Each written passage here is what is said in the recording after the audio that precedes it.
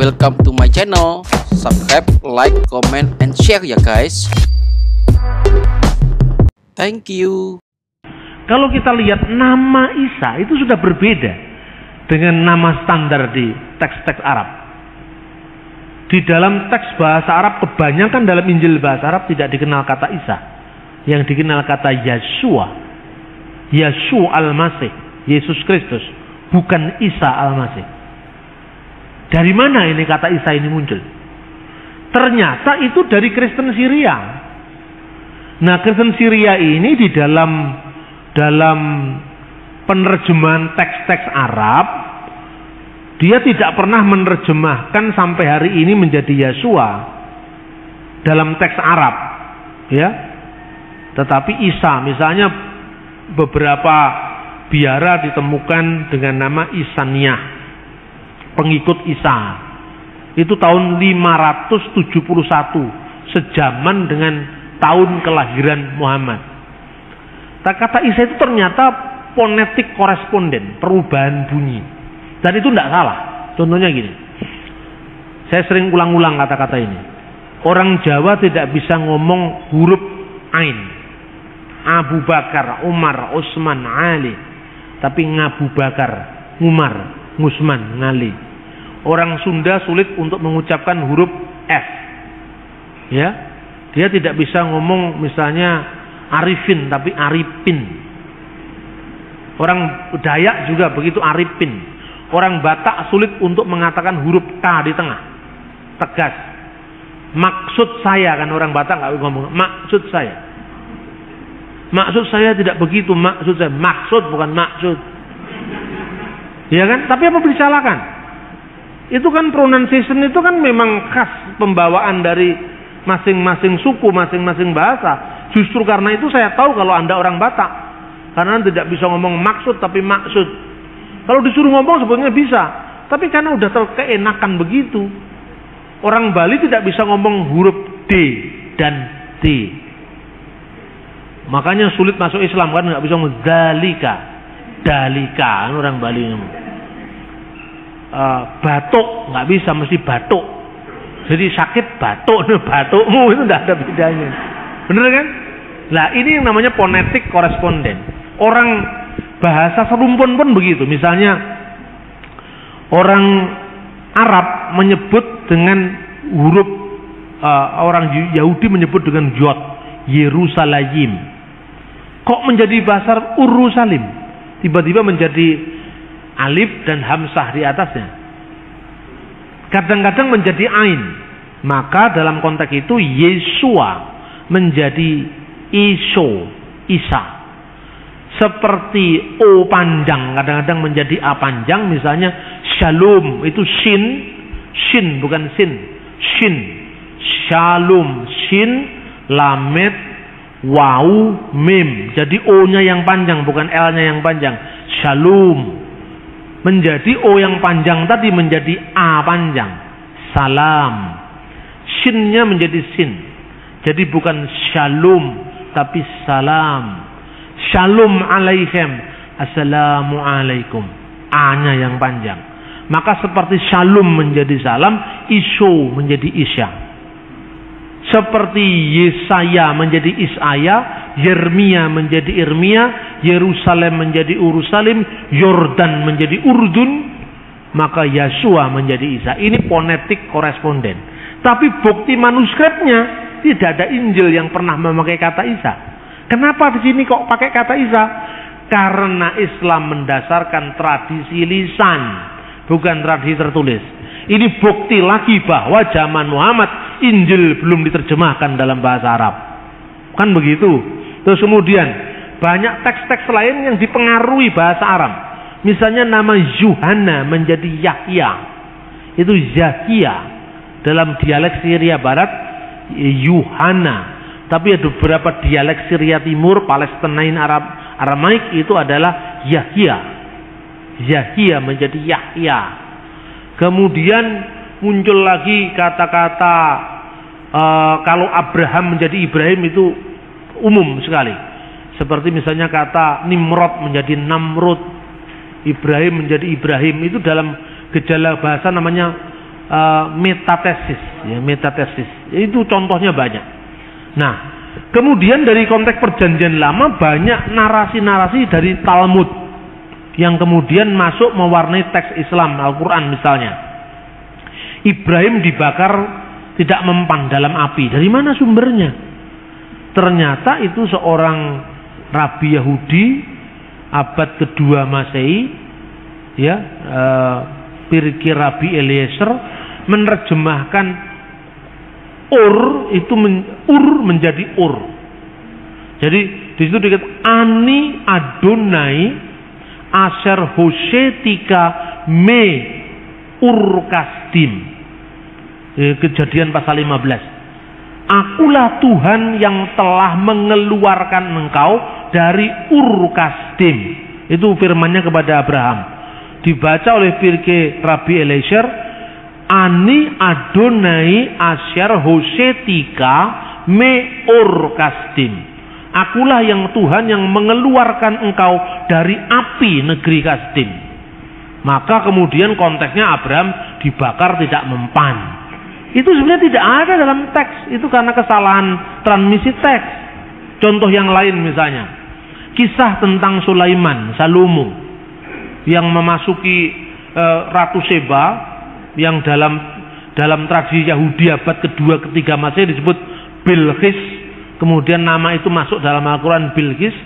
Itu kemudian ketika Ratu Seba ini datang ke istananya Salomo, istana itu dibuat tempat duduknya, lantainya dari kaca. Nah, ketika dari kaca, kemudian Ratu Bilqis itu menyibakkan kainnya. Nah, kemudian di dalam cerita legenda sampai Salomo melihat bulu-bulu betisnya. Lah ini tambahan lagi yang pikiran-pikiran keras mendapat tempat di situ. Karena dia menyingkapkan kainnya. Di pikirnya itu adalah air, padahal itu adalah kaca. Nah, sebelumnya itu menggambarkan kehebatan Salomo itu digambarkan. Waktu itu pasukan burung-burung semua menghadap kepada Salomo. Kemudian Salomo ketika melihat memeriksa barisannya, ini dari sebuah komentar kitab Ester, tapi tradisi ekstra kanonik Yahudi, tradisi yang tidak resmi di kalangan Yahudi, yang tersebar dalam bentuk dongeng orang-orang Yahudi di Madinah saat itu.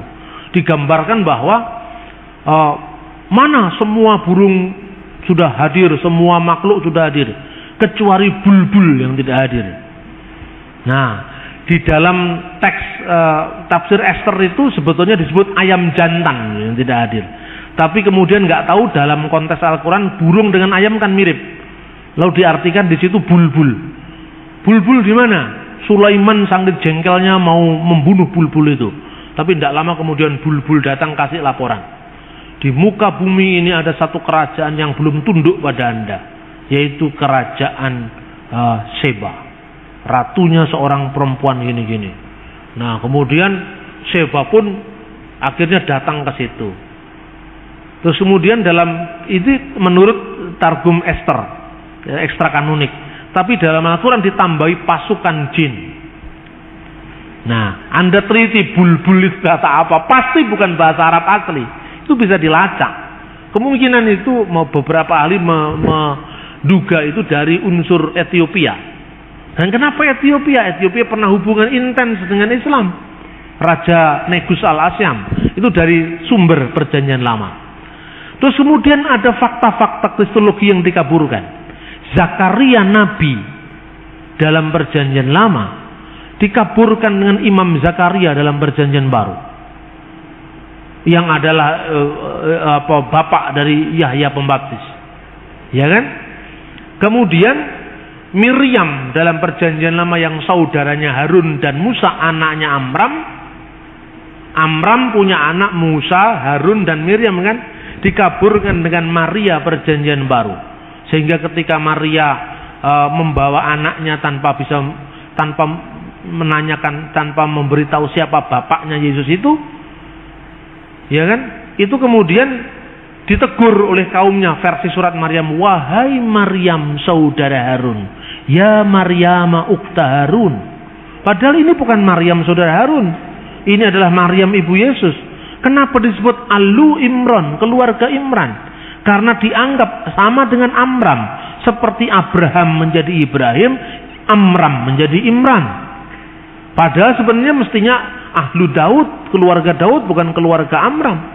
Karena Yesus bukan keturunan imam. Yesus adalah keturunan Yehuda. Nah, ini banyak fakta-fakta yang seperti ini sebetulnya lagi membingungkan. Makanya Hasan menjawab, Maryam disebut saudara Harun, itu Harun yang lain. Yang tempat lain mengatakan, karena di orang Yahudi nama Harun itu nama pasaran. Di tempat lain dikatakan karena dia beriman seperti imannya Nabi Harun. Nah, tapi kalau itu kebetulan, bagaimana kebetulan sampai 2 kali? Kebetulan itu cuma 1 kali. Maryam anaknya Imran dalam surat At-Takrim, dan Maryam saudara Harun 2 kali. Ini fakta-fakta sejarah. Kemudian ketika ditanya seperti itu, Yesus dalam kandungan tadi menjawab, akulah nabi. Nah, akulah nabi. Coba teksnya. Anda bisa baca pada halaman 12. Diberikan kepadaku Alkitab, dan dijadikannya aku seorang nabi, dan dijadikannya seorang yang diberkati di mana aku berada, dan diperintahkan aku untuk melaksanakan salat dan membayar zakat selama aku hidup. Di sini kata salat ditulis dengan bisolawat wa zakawat. Tetapi ini kalau dibaca dalam teks standar menurut vokalisasi yang diberikan tradisi Islam.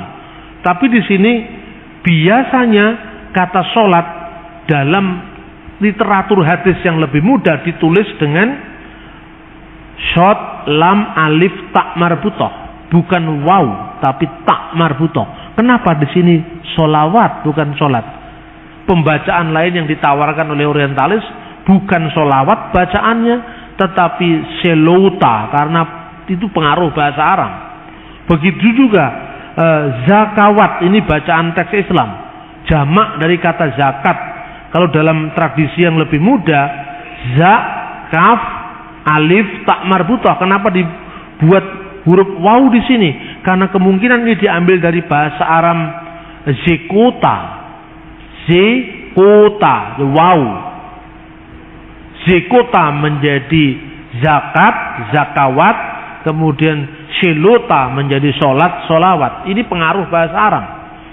Nah, tapi itu tesisnya siapa ini namanya?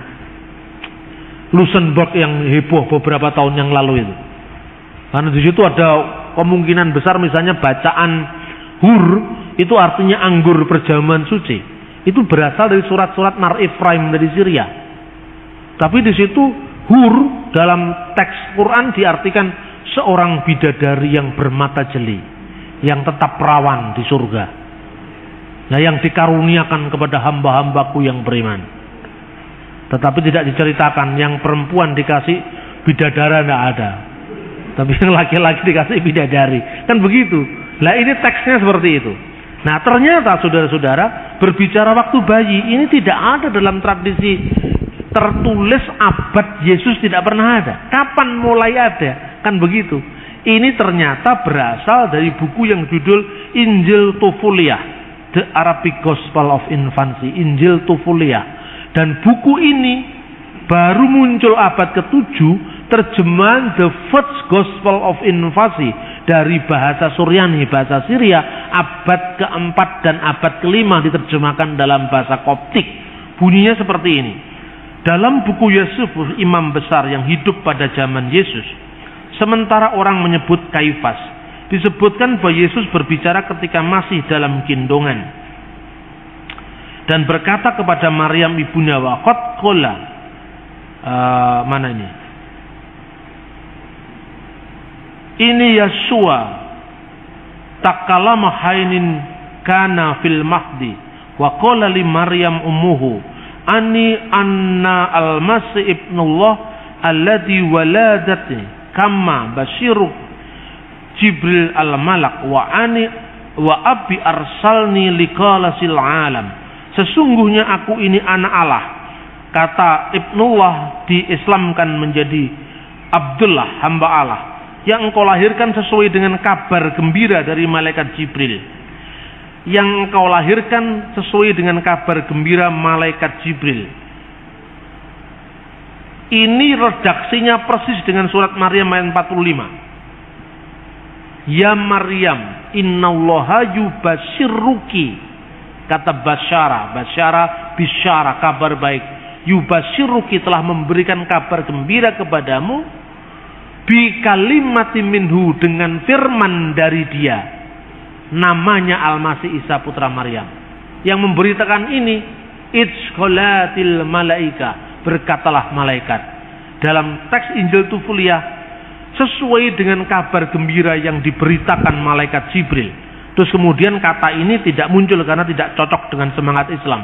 Wa abi arsalni likalasil alam, dan Bapakku telah mengutus aku untuk keselamatan alam. Ini baru muncul kira-kira abad ke-4 dalam bahasa Syria, abad ke-5 dalam bahasa lain di bahasa-bahasa di Timur Tengah, lalu abad ke-7 dalam bahasa Arab. Kemudian membuat tanah jadi burung. Itu berasal dari Injil Thomas al-Israeli, sering dibaca dengan Bisharat Tuma al-Israeli. Digambarkan Yesus membuat tanah lalu ditiup menjadi burung, 12 burung merpati. Ini kemudian muncul dalam surat Ali Imran ayat 49, ya, surat Al-Maidah ayat 110. Ini Anda bisa membaca ketika dalam ayat halaman 14 tentang masa kanak-kanak Yesus ketika umur 5 tahun membuat mujizat tanah menjadi burung pada hari Sabat. Nah, kemudian tentang Tritunggal yang dipahami Tritheisme itu juga bisa berangkat dari tradisi pagan Arab di Mekah. Nah, ini beberapa setting sejarah yang ternyata itu diambil dari literatur apokrifa. Saya pun misalnya ketika saya ngomong di kelompoknya Salihara, itu kelompoknya Gunawan Muhammad, saya bicara begini: tidak ada agama yang tidak saling meminjam tradisi agama sebelumnya. Saya memberikan contoh. Contohnya dulu adalah kata sabat dalam bahasa Ibrani. Itu berasal dari kata sabatu bahasa Akadia. Itu konteksnya dengan Dewa Marduk. Nah, tapi setelah saya menguraikan begitu, saya ceritakan, nah dalam Islam misalnya, kisah Yesus bicara waktu bayi itu berasal dari buku apokrif. Buku apokrif itu kumpulan legenda-legenda rakyat yang kemudian ditulis pada kira-kira ratusan tahun setelah zaman Yesus. Bisa bicara waktu bayi, membuat mujizat tanah jadi burung dari Injil Thomas. Itu semua orang mendengarkan itu sampai melongo begini. Nah, lalu pikiran dia, lalu kalau firman itu diartikan out of history, bahkan over history, turun dari langit. Lah bagaimana? Itu kutipan dari dongeng-dongeng rakyat turun dari langit. Tapi kalau bagi orang Kristen dan orang Yahudi, wahyu itu kan bukan didikte malaikat. Jadi kalau kata sabat itu paralel dengan kata sabat, itu wajar saja. Tidak ada masalah bagi kita. Misalnya Leviathan dalam kitab Ayub, itu kan naga laut artinya. Apa berarti bahwa orang Kristen mengakui tentang eksistensi binatang legendaris tentang naga laut? Tidak. Tetapi itu bahasa sudah diserap menjadi bahasa Ibrani. Aspek mitologinya sudah hilang. Contohnya misalnya Lukas pasal 1 ayat 78. Surya pagi datang dari tempat yang maha tinggi. Anda pernah membayangkan ketika membaca Lukas pasal 1 ayat 79, itu yang Anda bayangkan adalah Betoro Suryo, bapaknya Adipati Karno? Tidak, tapi karena kata surya sudah diserap dalam bahasa Indonesia, sudah mengalami demitologisasi, bukan mitosnya yang dialihkan, tapi bahasa atau istilahnya.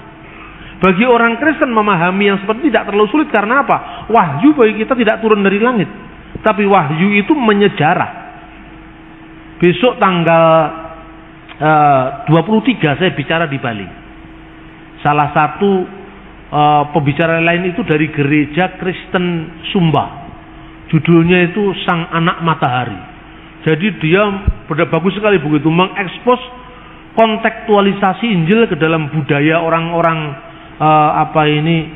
Timor, daerahnya Timor sana. bagaimana konteks matahari dalam mitologi yang tidak tertulis. Lalu dia melihat bagaimana orang-orang non-Yahudi yang tidak punya perjanjian lama memahami firman menurut budaya mereka. Nah, dulunya saya disuruh resensi buku itu. Saya bilang saya tidak ngerti bahasa Timur, saya tidak ngerti budaya Timur, nanti malah salah-salah. Saya kalau nggak ngerti ya ngomong nggak ngerti. Jangan, saya tidak ahli dalam bidang itu. Bagaimana kalau saya ngomong dari sudut pandang budaya saya, ya, budaya Jawa dan Islam, dan Anda ngomong dari budaya Timur itu bisa saling asuh gitu. Harus disetujui. Nah, saya tunjukkan bagaimana hubungan Injil dengan kebudayaan. Kalau dari Islam, Quran itu bukan hasil budaya. Kalau Injil, bahasa yang untuk menulis Injil itu hasil budaya. Tapi pesan-pesan teologisnya itu dari surga. Surga kan tidak ada bahasa tertentu. Bahasa yang dipakai oleh kitab Injil, Taurat, semua kan bahasa manusia. Terus saya mau tunjukkan bahwa ada kontekstualisasi yang sangat indah antara budaya lokal dengan pesan-pesan ilahi. Contohnya, Alkitab sering menyindir dengan bahasa-bahasa plesetan. Mungkin tidak pernah ada yang neliti fungsi bahasa plesetan dalam Alkitab. Pernah? Ada di Alkitab. Saya bisa mau tunjukkan kepada Anda. Contohnya, ketika Alkitab mengekspos menara Babel. Waktu itu bahasa seluruh muka bumi ini satu adanya. Nah, lalu mereka mau ingin mencapai Tuhan dengan mendirikan menara. Betul? Untuk apa? Karena dengan menara itu dia akan lewat Babel. Itu kan sindiran terhadap agama pagan Babel. Dengan kekuatan sendiri mau mencapai yang namanya pintu ilahi. Bab itu pintu, El itu ilah. Pintu dewa. Nah, manusia sudah membangun menara itu, akhirnya oleh Tuhan diporak-porandakan dengan pluralisme bahasa. Akhirnya mereka kacau balau, bukan Babel yang didapat, tapi Balel yang didapat. Balel itu plesetan dari Babel, artinya kacau balau. Katanya Babel, nyatanya Balel. Katanya mau mencapai pintu ilahi, ternyata kekacauan. Itu kan sama dengan tarian bahasa Jawa. Jari ini bola kok ireng, jari ini sekolah kok meteng. Hubungan antara eng itu ada, el itu ada, itu sebetulnya ada dalam budaya Alkitab. Ini kan menarik. Ayo, pernah kehabisan bahan untuk ngomong budaya? Tidak pernah. Karena Alkitab ini sangat kaya dengan itu. Saya lagi meneliti itu bahasa plesetan dalam Alkitab. Jadi itu ada konteks bahasa Ibrani-nya begini, bahasa Aram. Aku meniup seruling tapi tidak menangis, itu konteksnya bahasa Aram. Apa menarik sekali kalau diteliti. Dan ternyata Tuhan tuh memang humoris juga. Dia suka nyindir-nyindir. Halo kau, katanya dengan kekuatan kamu sendiri kamu bisa mencapai Babel, pintu Allah. Ternyata Balel, kacau balau kau. Sama dengan orang Jawa nyanyi atau orang Batak nyanyi, sama. Contohnya apa itu lagu Wuyung itu. Witing klopo leganono wong kang nandang brongto. Legan dengan degan. Klopo mudo leganono wong kang nandang brongto. Witing pari dimen mari nggonku loro ati, aduh nyowo. Itu mirip dengan Kejadian pasal 10. Itu plesetan. Legan, degan, witing pari. Witing pari itu apa? Damen, dimen mari, damen dimen, Babel, Balel, mirip. Jadi jangan terlalu serius kita memandang firman Tuhan seolah-olah Tuhan itu bawa pecut, kalau anaknya salah dicambuk cetes. Itu enggak. Tuhan itu kadang-kadang humoris juga. Sempatkan waktu kalau Anda berkomunikasi dengan Yesus, itu seperti sahabat. Kamu memanggil aku guru dan Tuhan. Nah, ini contohnya. Ada teman saya, dia tanya kepada saya, Pak, apa menghadap Tuhan itu begitu seriusnya? Kalau di GKJW, itu kalau setiap hari pekan-pekan tertentu gitu semua pakai batik. Jadi kalau nggak pakai batik seolah-olah itu kurang menghormati Tuhan, ya kan? Orang Pentakosta selalu harus pakai dasi. Kalau nggak pakai dasi nggak menghormati Tuhan. Loh, kalau kemudian orang Tengger pakai sarung, apa nggak menghormati Tuhan? Ini kan pemaksaan budaya. Nah, semoga hal-hal seperti ini bisa mencerahkan, karena banyak hal yang bisa digali dari firman Tuhan, dari karya sastranya, dari budayanya, sejarahnya, arkeologinya. Tuhan memberkati kita.